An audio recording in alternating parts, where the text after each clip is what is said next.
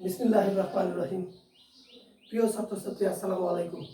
আশা করি সবাই ভালো আছো। আমিও তোমাদের দোয়ায় আল্লাহর রহমতে ভালো আছি। তো আমরা গত ক্লাসে যে অঙ্কগুলো করেছিলাম সেই অঙ্কগুলো ছিল এরকম: শক্তির সংরক্ষণশীলতা যাচাই। শক্তির সংরক্ষণশীলতা যাচাই। তো আমরা ওই শক্তির সংরক্ষণশীলতার আরেকটা সৃজনশীল তোমাদের এখন দিচ্ছি, তোমরা এটা করবা। আর না পারলে তো আমি করেই দিব।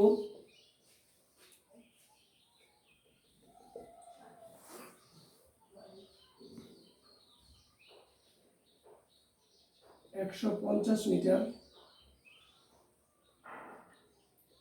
এটা হলো বি, এটা হলো সি, এটা হলো ডি।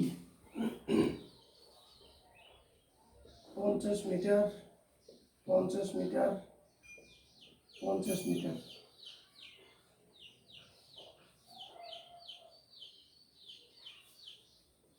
বস্তুর ভর 20 কেজি।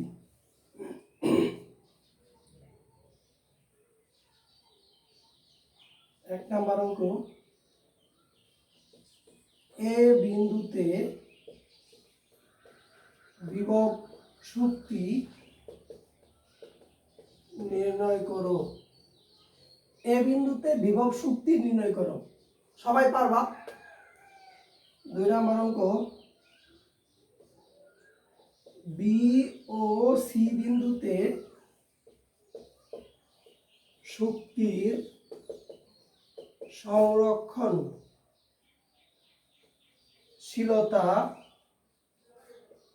যাচাই করো। বি ও সি বিন্দুতে শক্তির সংরক্ষণশীলতা যাচাই করো।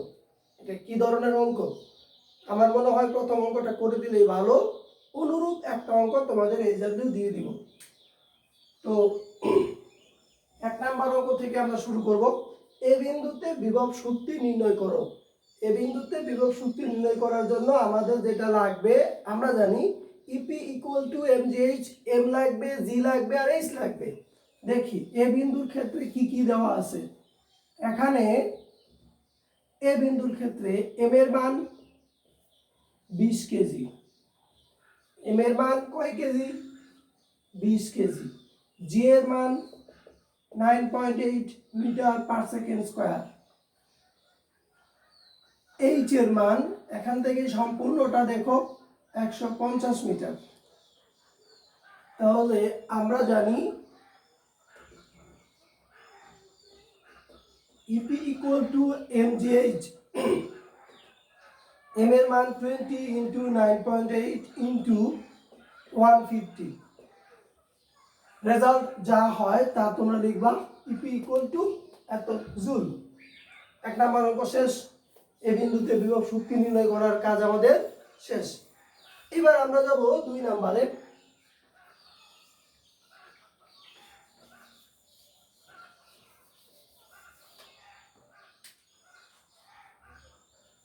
দুই নাম্বার, বি ও সি বিন্দুতে শক্তির সংরক্ষণশীলতা যাচাই করো। এটার মানে কি? আমাদের যেটা বের করতে হবে সেটা হলো বি বিন্দুতে বিভব শক্তি বের করতে হবে, বি বিন্দুতে গতিশক্তিও বের করতে হবে। তারপরে এই বিভব শক্তি আর গতিশক্তির যোগফল, একইভাবে সি বিন্দুতে বিভব শক্তি আর গতিশক্তির যোগফল যদি সমান হয় তাহলে আমরা বলবো শক্তির সংরক্ষণশীলতা মেনে চলে। আর যদি সমান না হয় তাহলে আমরা বলবো শক্তির সংরক্ষণশীলতা মেনে চলে না। এখানে অবশ্যই শক্তির সংরক্ষণশীলতা মেনে চলবে, মাথায় রাখতে হবে। এখানে অবশ্যই শক্তির সংরক্ষণশীলতা মেনে চলবে। তাহলে বি বিন্দুর ক্ষেত্রে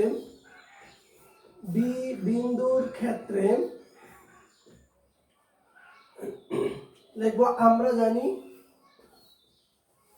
বিভব শক্তি ইপি ইকুয়াল টু এমজিএক্স। বিভব শক্তি ইপি ইকুয়াল টু এমজিএক্স কেন লিখলাম? এই বি বিন্দুর ক্ষেত্রে এখান থেকে এই পর্যন্ত, এখান থেকে এই পর্যন্ত হলো এক্স, আর এইখান থেকে এ বিন্দু থেকে বি বিন্দু পর্যন্ত হলো এইচ মাইনাস এক্স। যদি সম্পূর্ণটা এইচ হয় তাহলে এইটা হবে এইচ মাইনাস এক্স আর এই অংশটা হবে এক্স। তাহলে আমি লিখি এখন এখানে m ইকুয়াল টু 20 কেজি, তারপরে x ইকুয়াল টু, এখানে x এর মান কত বলো তোমরা, এখানে হলো 50 আর এখানে হলো 50 হলো 100, তাহলে 100 মিটার। g এর মান তোমরা জানো 9.8 মিটার পার সেকেন্ড স্কয়ার। এখানে আমরা মানগুলো বসিয়ে দেই, 20 ইন্টু 9.8 ইন্টু 100 সমান যেটা দাঁড়ায় সেটা হলো এটা দিয়ে এটাকে গুণ করো, হয় 980, 980 কে আবার 20 দিয়ে গুণ করো, 196, দুইটা শূন্য। আমি যদি আলাদা করে একটু দেখাই, 980 গুণ 20, তাহলে এটা দিয়ে গুণ করো, 16, 9 গুণ 18 19, দুইটা শূন্য, এত জুল। ক্যালকুলেটর ছাড়াও করতে পারো, আর তোমরা অবশ্যই ক্যালকুলেটর ব্যবহার করবা, কোনো সমস্যা নেই। তাহলে এই জায়গায় বিভব শক্তি আমি পেয়ে গেলাম। এবার লিখবো আবার E K equal to M G H minus X. মনে আছে কিনা তোমাদের, আমি গত ক্লাসে এই জিনিসটা দেখিয়েছিলাম, বিভব শক্তি এমজি এক্স আর গতি শক্তি হবে এমজি এইচ মাইনাস এক্স। তো এই জায়গায় এম এর মান 20 ইন্টু 9.8 ইন্টু এইচ এর মান হলো 150 বিয়োগ আর এক্স এর মান হলো এই জায়গায় 100। তাহলে এই জায়গায় যেটা হলো 20 ইন্টু 9.8 ইন্টু বিয়োগ করলে যেটা হয় 50, বিয়োগ করলে কত হয় 50। এই 50 এই 20 সাথে গুণ করলে হবে 1000, 1000 দিয়ে গুণ করলে এটা হবে 9800, 9800 জুল। তাহলে আমরা পেয়ে গেলাম বিভব শক্তি, আমরা পেয়ে গেলাম গতি শক্তি। এবার হলো মোট শক্তি, মোট শক্তি ই বি, যেহেতু বি বিন্দুর জন্য তাই আমি বি লিখেছি এখানে E B. E B equal to E P plus E K equal to 19600 যোগ 9800 সমান যেটা হয় 00, 14 হাতে আছে 1, 10, 19, 1, 2, 29400 জুল, 29400 জুল। এটা হলো বি বিন্দুর মোট শক্তি। অনুরূপভাবে আমরা এবার বের করব সি বিন্দুর মোট শক্তি। সি বিন্দুর মোট শক্তি বের করার জন্য আমাদের এই জায়গায় আমি এডিট করে দিলাম, এটা হলো সি বিন্দু, আর এই জায়গায় দিব আমি x1। তাহলে এই জায়গায় x1 এর মান কত হবে তোমরা বলো, x1 এই জায়গায় এটা থাকবে না, এখানে যেটা হবে সেটা হবে এরকম, এটা হবে x1 আর এই এখান থেকে এই পর্যন্ত যেটা হবে সেটা হবে h মাইনাস x1। তাহলে x1 এর মান হলো তোমরা দেখতে পাচ্ছ 50 মিটার। এখান থেকে বলো সি বিন্দুর উচ্চতা কত, 50 মিটার। আর সব ঠিক থাকবে, এই জায়গায় আমি বসিয়ে দিব 50, তাহলে এইটা হয়ে যাবে 9800। এবার একইভাবে গতিশক্তি ইকে ইকুয়াল টু এখানে হবে x1 এই জায়গায় হবে 50, এখানে হয়ে যাবে 100, এই জায়গায় যেটা হয়ে যাবে সেটা হলো 19600। এই জায়গায় আমি যদি চেঞ্জ করে দেই, এটা হলো ইকে আর এটা হলো ইপি, তাহলে আমার রেজাল্ট আসবে এটাই, এটা হবে সি বিন্দুতে মোট শক্তি। আমি একটা অঙ্কের মাধ্যমে দুটো ঢুকে দিলাম, তোমরা একটু খেয়াল করলেই বুঝবা যে আসলে আমি এখানে কি চেঞ্জ করেছি। একই রকম একটা অঙ্ক আমি তোমাদের এক্সাম্পল দিব, এর আগে লিখে নেই, যেহেতু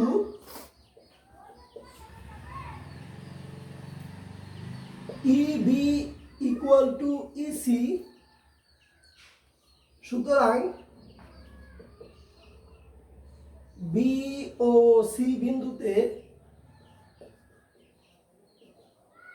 বস্তুটি শক্তির সংরক্ষণশীলতা মেনে চলে। যেহেতু বি এবং সি বিন্দুতে মোট শক্তি সমান, তাই বি ও সি বিন্দুতে বস্তুটি শক্তির সংরক্ষণশীলতা মেনে চলে। আশা করি সবাই অঙ্কটা মোটামুটি বুঝতে পেরেছো। আমি একটা অঙ্ক ইজাবলি দিচ্ছি তোমাদের অনুরূপ।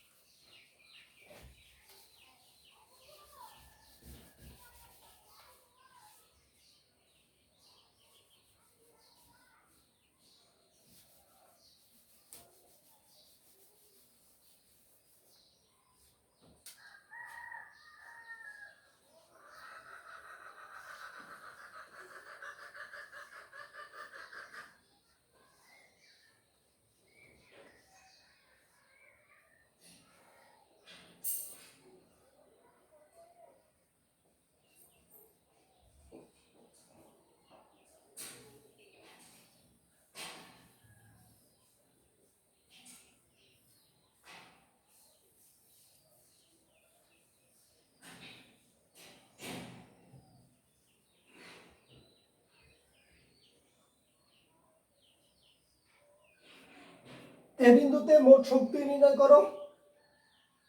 বস্তুর ভরটা দেই নাই।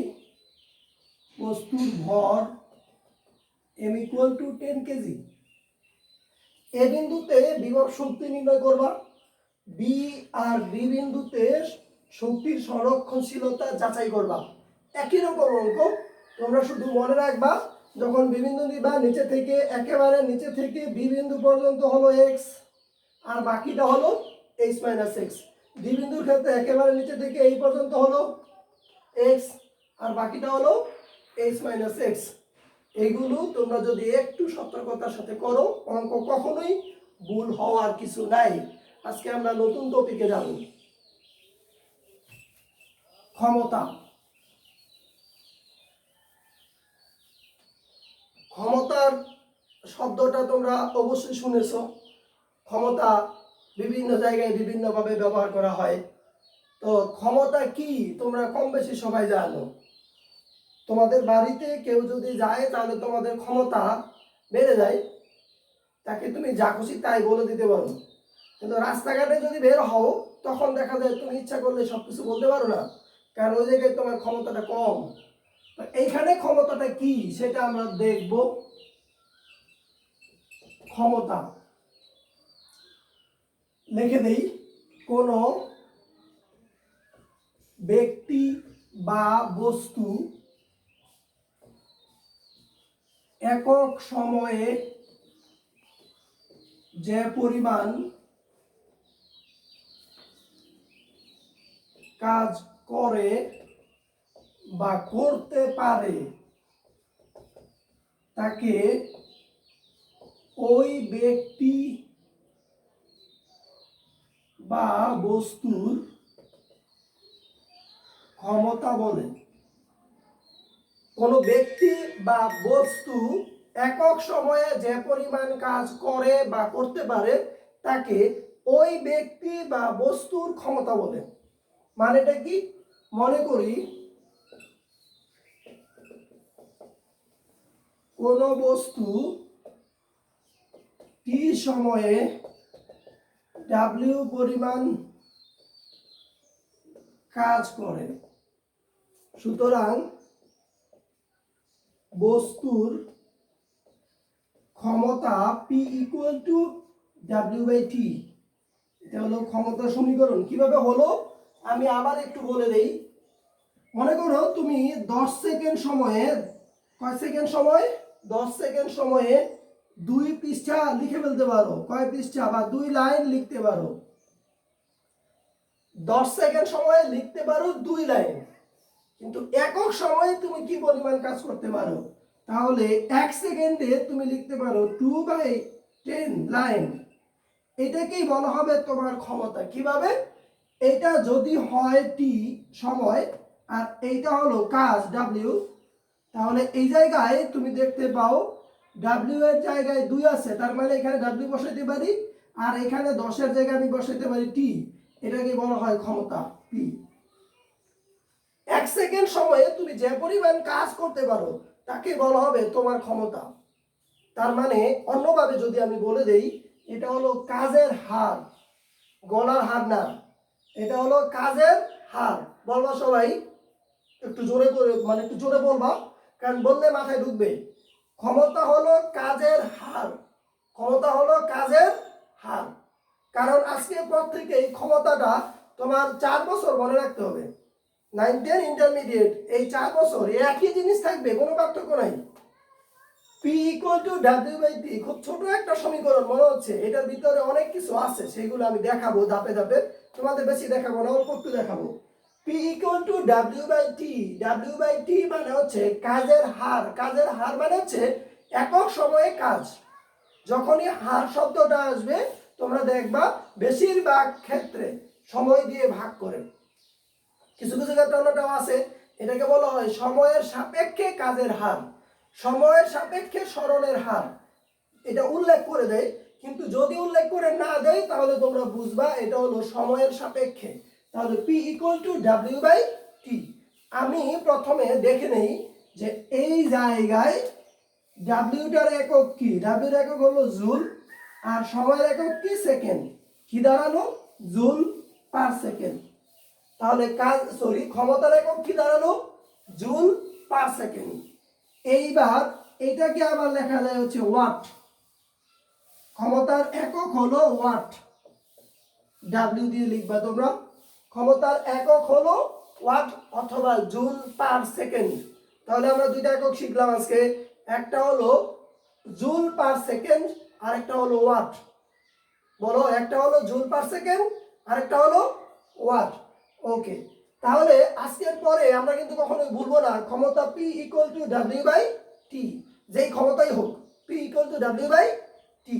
এবার আগের ক্লাসে আমি বলেছিলাম কাজ এবং শক্তি দুইটা মূলত একই জিনিস, কাজ এবং শক্তি দুইটা একই জিনিস। কিভাবে একই জিনিস খেয়াল করো, আগের ক্লাসে আমরা বলেছিলাম ডাব্লিউ ইকুয়াল টু এমজিএইচ, মনে আছে নিশ্চয়ই। আবার এইটা সমান, এই ডাব্লিউ সমান আবার লেখা যায় হাফ এম ভি স্কোয়ার, কারণ এইটাও কাজের পরিমাণ বের করেছিলাম। তাহলে ডাব্লিউ ইকুয়াল টু এমজিএইচ আবার W equal to half M V square. এই যে কোনো কাজই তুমি এখানে বসিয়ে দাও, সেখান থেকেই তুমি ক্ষমতা বের করতে পারবা। মনে রাখার বিষয়, আমি যে কোনো উপায়ে কাজ বের করব, কাজ বের করার পরে সময় দিয়ে ভাগ করব, ভাগ করলে আমার কি পাওয়া যাবে, ক্ষমতা পাওয়া যাবে। শুধু এই জায়গায় না, আরো অনেক জায়গায় আছে। W equal two F dot S, W equal two F S equal to F S cos theta. আরো লেখা যায়, এটা হলো নিউটনিয়ান ফিজিক্সের মধ্যে। আবার তোমার আছে হচ্ছে যদি ইলেকট্রিসিটির মধ্যে যাই, তাহলে আবার লেখা যায় W equal to V Q equal to V I T equal to V square by R T equal to I square R T. এইগুলো দিয়েও আমরা কাজের মান বের করতে পারি। তোমাদের আজকে আমি যেটা শিখাইলাম সেটা হচ্ছে যে কোনো উপায়ে তুমি কাজ বের করবা, হোক ইলেকট্রিসিটিতে হোক কোনো বস্তুর ক্ষেত্রে, যে কোনো উপায়ে তুমি যখন কাজ বের করবা, এই কাজকে যদি তুমি সময় দিয়ে ভাগ করে দাও তাহলে সেখানে ক্ষমতা বের হয়ে যাবে।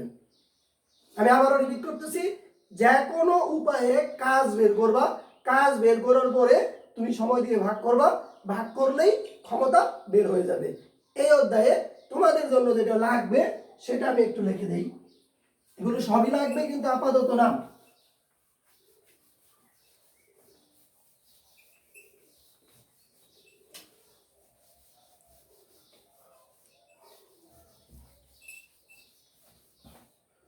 তোমাদের জন্য যতটুকু লাগবে সেটা হলো P equal to mgh by টি।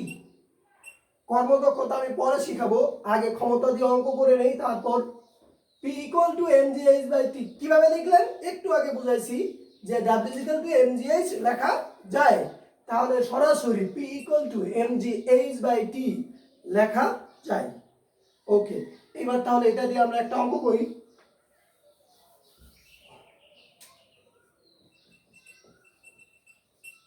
একটি 10 তলা বিল্ডিং এর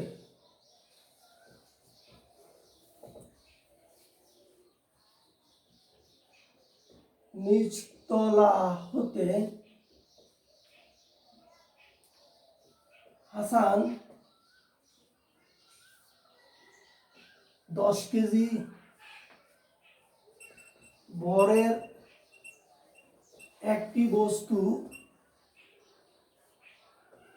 নিয়ে 2 মিনিট সময়ে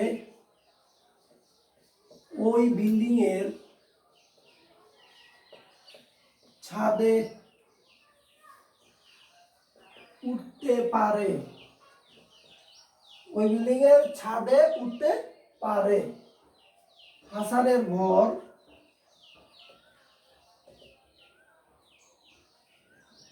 55 কেজি। হাসানের ভর 55 কেজি। তার ক্ষমতা নির্ণয় করো। কি বের করবো? তার ক্ষমতা নির্ণয় করব। তোমরা যেটা জানো সেটা লিখলাম। আমরা জানি P = mgh/t। আমরা এখান থেকে খুঁজে খুঁজে বের করবো এখানে কি কি আছে। মাথায় কোনো প্রেশার নেওয়ার দরকার নেই, এত প্রেশার নিলে ফিজিক্স পড়া যাবে না। একদম রিল্যাক্সে চিন্তা করবা আসলে কি বলতে যাচ্ছে এখানে। দাঁড়াও, একটু বাকি আছে মনে হয়। প্রতি তলায় একটু বাকি আছে, প্রতি তলায় 8 সেন্টিমিটার উঁচু।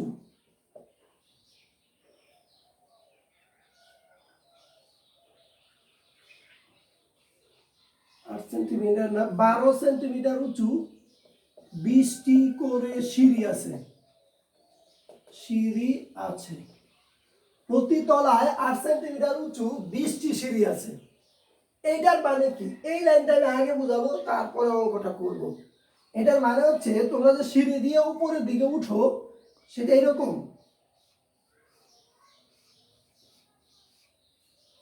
এরকম সিঁড়ি খেয়াল করো। এই জায়গায় যদি এইটা হয় 12 সেন্টিমিটার,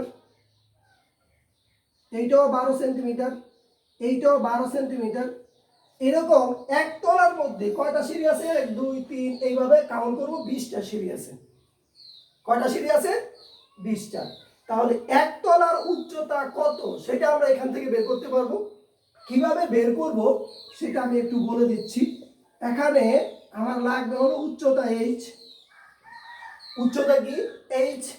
এবার এক তলার জন্য সিঁড়ি আছে, মানে একটা সিঁড়ির উচ্চতা হলো 12 সেন্টিমিটার। সিঁড়ি আছে কয়টা? 20টা। তাহলে এক তলার উচ্চতা বের হয়ে গেল। কয় তলার উচ্চতা বের হলো? এক তলার। বিল্ডিংটা কয় তলা? 10 তলা। তাহলে আমি 10 দিয়ে গুণ করলাম। আমি আবারও বুঝিয়ে বলি তোমাদের। একটা সিঁড়ির উচ্চতা, একটি সিঁড়ির উচ্চতা হলো 12 সেন্টিমিটার। তাহলে এরকম সিঁড়ি আছে 20টা। তাহলে 20টা সিঁড়ির উচ্চতা হবে 12 × 20। তার এত সেন্টিমিটার হলো এক তলার উচ্চতা। যদি এক তলার উচ্চতা এত সেন্টিমিটার হয় তাহলে 10 তলার উচ্চতা 10 দিয়ে গুণ হবে, এত সেন্টিমিটার। এইবার যদি আমি এটাকে মিটারে নেই তাহলে হবে 24 মিটার। গুণ করে দাও, এটা দিয়ে গুণ করলে হবে 200।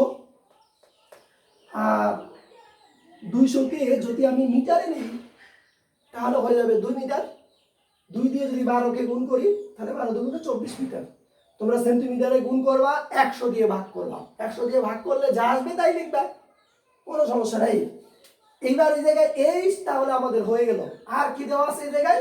সময় দেওয়া আছে t। t কয় মিনিট? 2 মিনিট। আমাদের সময় একক হলো এসআই একক সেকেন্ড, তাই আমরা এটাকে সেকেন্ডে নিব। 2 এর সাথে কত গুণ করব? 60 সমান 120 সেকেন্ড। 120 সেকেন্ড। এইবার আমার আরেকটা জিনিস লাগবে, সেটা কি? সেইটা হলো এই জায়গায় লাগবে m। বলো m এর মান কত? m এর মান 10 কেজি না। m এর মান 10 কেজি বলা যাবে না। কেন বলা যাবে না? কারণ যে হাসান বিল্ডিং এর নিচতলা থেকে একদম ছাদে উঠতেছে, সে নিজের ভরটাকে উপরের দিকে উঠাচ্ছে। তুমি যদি কোনো ধরনের বস্তু না নিয়ে নিজে নিজেই বিল্ডিং এর ছাদে উঠতে চাও, দেখবা কতক্ষণ পরে তুমি টায়ার্ড হয়ে যাবা, কারণ তোমাকে ওই জায়গায় একটা শক্তি ব্যয় করা লাগতেছে। এই কারণে হাসান তার নিজের যে ভর সেটাকে যখন উপরের দিকে উঠাচ্ছিল, সেটার জন্য সে একটা কাজ করতেছে। সেই কাজ এর জন্য আমরা তার ভরটাকে ওইখানে কাউন্ট করব 55 কেজি।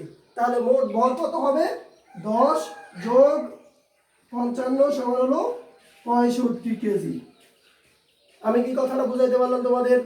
ভালোভাবে বুঝবা। তুমি যদি নিজে নিজে কোনো বস্তু না নিয়ে নিজে নিজে হাঁটো, তাহলেও তোমার যে ভর, সেই ভরটাকে তোমাকে উপরের দিকে উঠাইতে হবে। আর তোমার ভরটাকে উঠাইতেও তুমি একটা কাজ করতেছো, সেখানেও তোমার একটা ক্ষমতা লাগবে। আর এই জন্য মোট ভর হবে বস্তুর ভর এবং তার নিজের ভর। এইবার মানগুলো তোমরা বসিয়ে দিবা। 65 ইন্টু 9.8 ইন্টু 24 ডিভাইডেড বাই 120। এখানে পি এর মান যা আসবে সেটা তোমরা লিখে দিবা। তাহলে এই জায়গায় হলো ক্ষমতা পি ইকুয়াল টু এত ওয়াট। যদি কেউ জুল পার সেকেন্ড লিখে কোনো সমস্যা নাই। একই রকম আরেকটা অঙ্ক তোমাদের এই ডাব্লিউ দেই।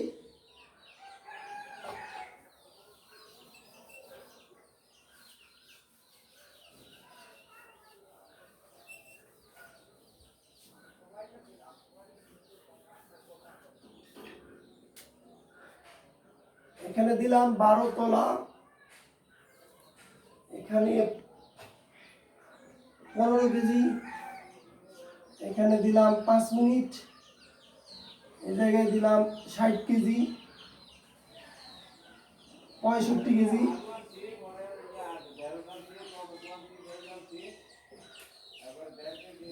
15 সেন্টিমিটার উঁচু 20 চিকনের সিঁড়ি আছে। এই অঙ্কটা তোমরা করবা। আগের অঙ্কটা যেটা দিয়েছি একটু আগে, সেই অঙ্কটা করবা। তারপরে আমরা পরের ক্লাসে গিয়ে এই অধ্যায় হয়তো শেষ করে দিব। এইটার আরো কিছু অঙ্ক আছে, সেই অঙ্কগুলো আমি তোমাদের দেখাবো। তারপরে হয়তো এই অধ্যায়টা শেষ হয়ে যাবে। সবাই ভালো থাকবা। আজকের মতো এখানেই শেষ করলাম। আল্লাহ হাফেজ।